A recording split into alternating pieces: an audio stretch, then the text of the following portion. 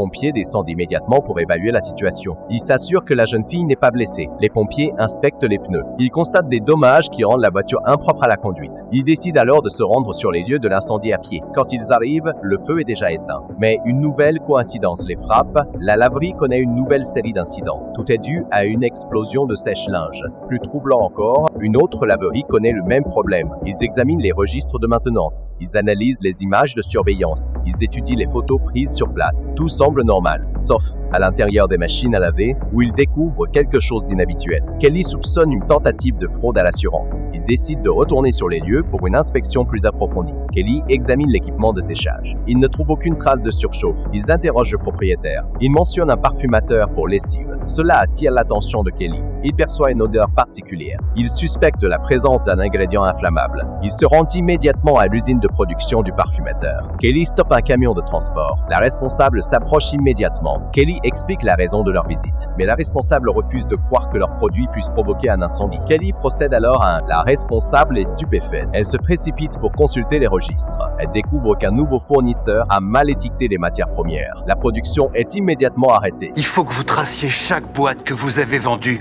pour empêcher toutes les laveries de les utiliser. Mais c'est impossible, je n'ai pas assez de personnel. Vous ne comprenez pas, on parle de centaines de laveries, de maisons de retraite et même certains magasins de vêtements. Voilà ce qu'on va faire. Tu retournes à la brigade et tu me remplaces en attendant. Moi, je reste ici et on va devoir appeler tous vos clients. Parce que si on le fait pas, il y aura des morts.